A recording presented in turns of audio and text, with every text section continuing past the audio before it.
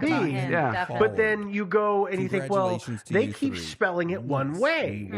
Well, I can think notify of, you when I looked at the of name, winning, about 3 or 4 and, different ways that I could make sure you tune perceive in for next week's that giveaway. being spelled. And, So Yeah. don't get then what upset if you didn't happens? win. Well, It's then Particularly it if branches it's out and a it gets giveaway, even right? We're harder. gonna be Yeah, doing them, particularly if it each was like a week. phone Another interview. 5 weeks Yeah. out, and we even And got the I don't grand know that prize that was winner. ever specified. So, And hey, again, everything's this gonna is be this okay. this kind of It's like gonna be all right. pre-tile win. situation Right. that Well, that's the I end of the really don't think giveaway. we You should got go anything too you far wanna say to into. everybody? Total I rabbit think hole. we're already going Congrats. there. We have been a little bit. Yeah, So I congrats. guess the only place you that this guys. leaves us is to talk about who may have done this, right? Who The Jews. this person might be. According to that. According to that manifesto, maybe. Mm-hmm. So I guess there are 3 kind of good suspects that they talk about. And they talk about this in the documentary, but they also like just it's widely accepted that these are kind of the 3 main people. One is called Railroad Joe. One is James Moresco, and one is a man by the name of Sevi Verna. Okay. Okay. So why should we believe that any of these guys did it? Well, we'll get into that in like literally right now. Okay. Perfect. All right, Railroad Joe. Okay, I guess I should preface this all by saying there was a tile found in South America. And it was the first and only accepted original or old style tile to have been found outside of the US. Okay? And it had a P.O. box and a street address in Philadelphia. Which then everybody's latched on to Yes. to find their point of origin. Because, I mean, it makes sense, right? Like, okay, yes, we're dealing with potentially a mentally unhinged person, but why would somebody write down just like a random street address in Philadelphia and leave it in South America attached to this idea unless they wanted people to pay attention to that street address? Well, Unless they but wanted to like harass the person. I was about to say, Yeah. unless they consider the person that's there to be an enemy of some kind, and then this is a great way to get revenge. That's true. Although traveling So all the way to that's my- South that's my America, concern. traveling all the way to South America to do that, that's a little weird. It's a little That's kind of weird. overdoing Yeah, it. well, but you know, I mean, stranger things have happened. Oh yeah. But I'm just saying, and again, this is one of those things. Okay, but we're always looking at it as at face value. This is truthful in terms of I put this down so you'll find me instead of subterfuge. I'm going to put this down so you don't hack out of this guy who has been my mortal enemy. So, yes. My counter to that is that if you walk in within like a 3-block radius of this place, you find these little trial runs of the tiles. They're just little like bits of linoleum or kind of like nonsense just letter engravings that are embedded in the asphalt. They're tiny. They're little scraps. They're cast-offs. But within a 3-block radius of this one apartment. And yes, of course, if That's the greatest form of misdirection, is to name the suspect and then start dropping clues around or evidence around that suspect. That's true. I'm not buying into that, but I'm No. going to take the skeptic standpoint on this and say, if I'm going to run with the I did this to get that guy, I'm going to do, well, you know what? It's really easy. Once a month, I go to his neighborhood and just drop stuff some in- of my yeah. scrap garbage that I've been making these with and just walk away. Yeah. And look at, they're all knocking on his door. Yeah. That's awesome. That's totally true. I think that's a great point to bring up because I think that's a point that's not brought up enough. However, since I'm presenting this Yep. mystery, I have to take the totally believer standpoint. Sucks to be you. Okay, so there's been a lot of research done in this area, and as far as anybody can remember, there's only been 2 people who ever lived in this at this address. One was Railroad Joe. That's what they call him. I don't remember his whole name. I don't think it's super important. That was what everybody called it. Everybody calls him Railroad Joe because he worked on a railroad. Yeah. It's a tongue twister for me. I'm sorry. On Conway Rail or Conrail. Yeah. Conrail, yeah. So one of the things they talk about with this guy is that they do some familial research on him, and his family were gravestone engravers. Oh. So that's a pretty easy Carving leap to tombstones. make, right? Yeah. You know, somebody You'd learn who's- how to make consistent handwriting. and totally be a quick carver. right? It's not like this would be taking you days to do because True. you might be great at it. It might just take you an hour or two, or maybe less. Also, Conrail, at the time that this man was working for Conrail, their railway lines perfectly mirrored the spread of where the original tiles have all been found. So all of the Except major for South cities. America. Okay, but wait, no, that's not true. Actually. Oh, okay. So it only goes as far south as Conrail went. It only goes as far west as Conrail went, and it stopped in every single major city. Which major city? Okay, it's a major city. However, in the same time that he was working for this rail system, there's an article to prove this that names him by name as the railway foreman for Conrail. Conrail was shipping a telescope that was made in Philadelphia to South America, where they found that one tile. Really? So that Conrail was shipping it? Conrail was apparently They were like building working it. with. Yeah, I don't remember if they were building it or if they were involved in the They shipping. were somehow they were involved because there was an article that was written about the shipping of this telescope, and that this guy was named Railroad Joe was named by first and last name as being the railway foreman for this project. Oh, really? So that's an interesting That's kind of little. intriguing, The yeah. only thing about this is that Railroad Joe, died in 1987. Okay, there's a problem. Yeah. So That's when a big did, problem. When did the Chile one appear? It was in the early 80s. Early He would have 80s, been okay. alive. Oh, okay. But tiles have been dated to much later than that. I'll copy In the that. correct style. In the correct style, it would have been the original ones. So he would have had to been laying them past the grave, which doesn't seem super likely. Well, it does say resurrect dead in his mouth. That's true. Maybe he was successful. Yeah. Yeah. He's doing it from Jupiter. Yeah. Yeah. I think he's been traveling from Oh, God. commuting, if you will. So James Maresco, next one, right? Who's named in the He's named in article. the Inquirer article. He's also okay. So I guess we do have to delve a little bit into this back history of the Minority Association. And there was this press packet that went out, and there were these wheat paste posters that went up in the early 80s. Correct me if I'm wrong, but a wheat paste poster is literally you slap paste when you're in grade school paste.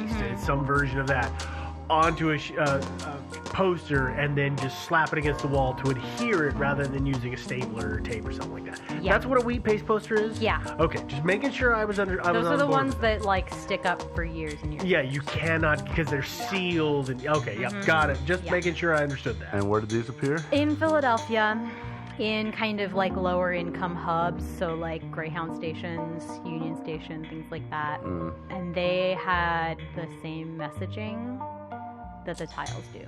And that's about as far as I'm willing really to go into. It wasn't the same verbiage, but the same It was idea. the same idea. Okay. Yeah.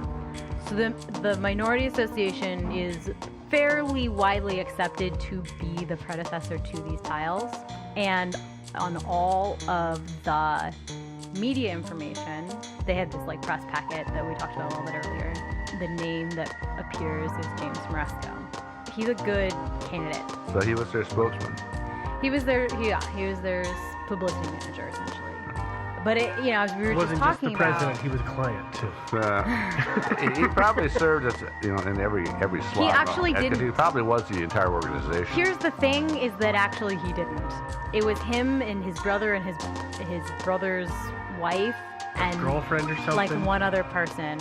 And there's actually apparently some kind of signed documentation of this that there were more than just him involved. Anyways, so there's been some searches on this name based on any information that could be gained from the journalist that wrote this article. And there was one guy named James Maresco who would have been in his 70s. He's the one you read about when you just do like a prolific Google search on Toynbee tiles. They say because he's the one that comes up. that's the one that they say, but he would have been in his 70s or 80s when the time. It's because he shares his name the name. matches. Again, this is where I say spelling. Right. Alternately, the theory was floated, and I think this is probably the strongest theory, is that it was a pseudonym. Yeah.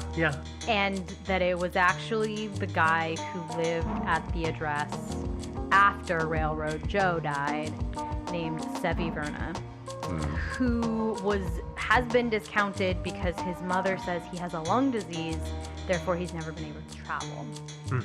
And he's a bit of a shut-in. He's a super shut-in. Nobody really ever sees him. Could make it plausible that he is, or completely plausible that he isn't. He was attacked in like 1996 in his home. He was attacked over this? He was attacked not over this. It was over a different dispute. Some kind of neighbor dispute, if I remember. But because of that, it has been documented by his neighbors that he put up plywood in his windows and barred his door, just like that manifesto says. The person did. He's really, really smart, apparently, and totally a shut-in and kind of crazy. He apparently drove a car that was missing a floorboard. Oh, really? And also had this giant antenna that broadcasted like a kind of pirate radio TV shortwave thing. And again, that's something that like I don't even want to touch. But the shortwave connection. If you're super interested, go look it up. That's so far down the road. Yeah, that's another 30 minutes of discussion right there. At least, yeah.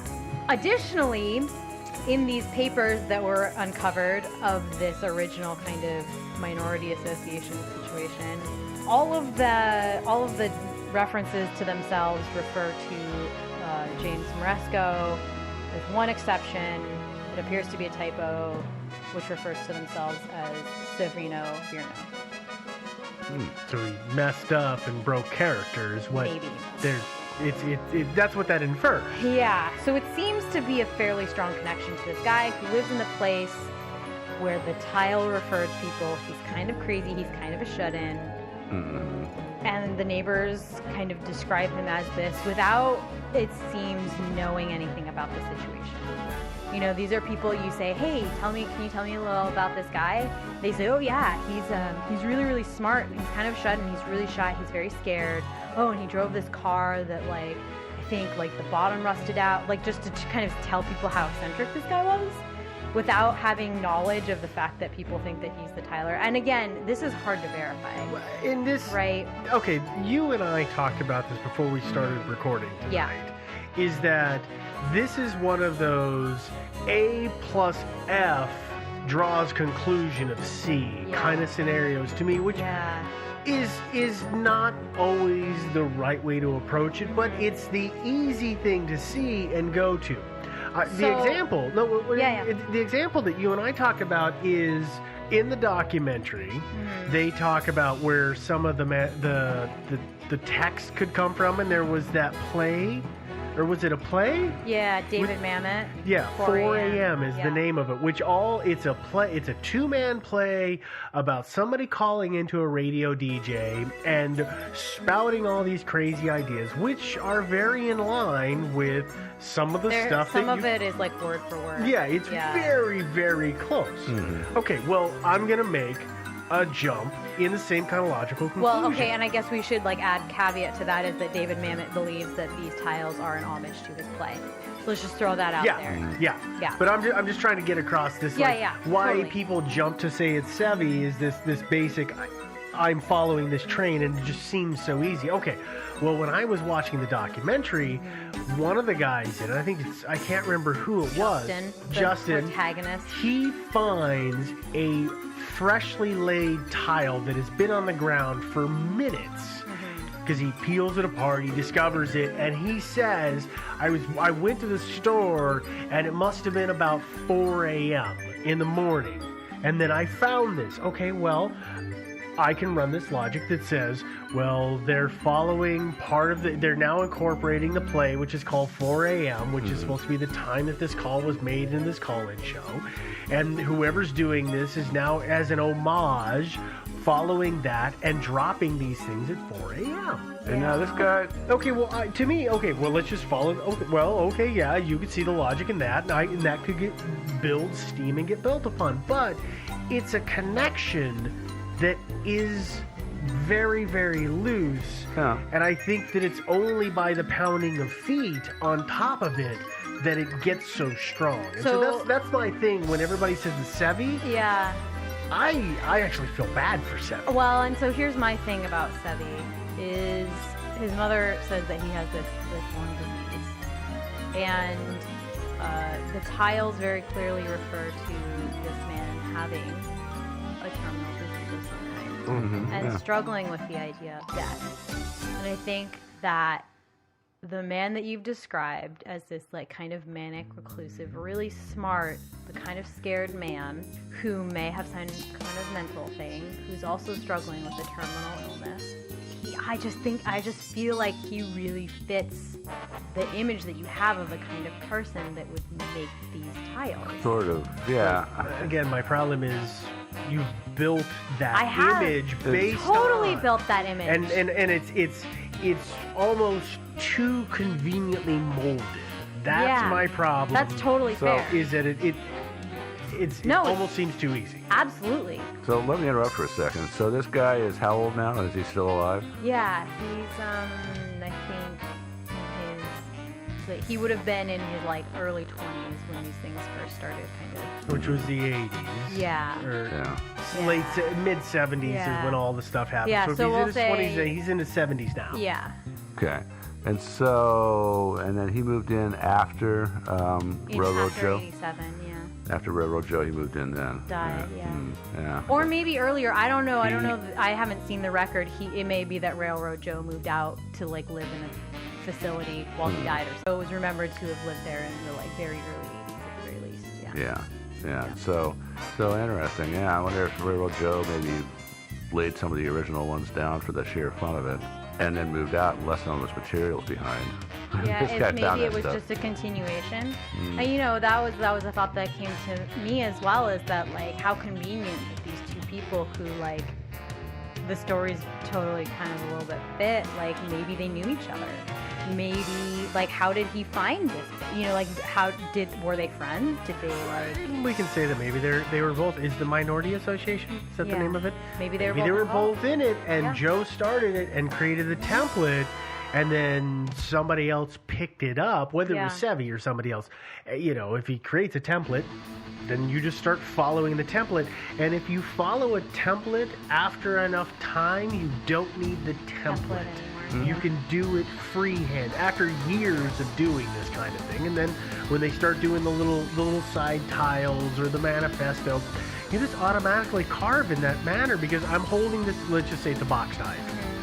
That's what I would carve literally. Okay, it's a box knife. I hold the box knife and I cut this way every time, and then just bing, bang, boom, you just automatically, muscle memory kicks in. Yeah, so I guess for me, I have this picture, and I've always had this picture of this person who feels like they've discovered the answer to eternal human life, right? And whether that's a legitimate discovery or not. But the rest of us are just too dumb to catch on.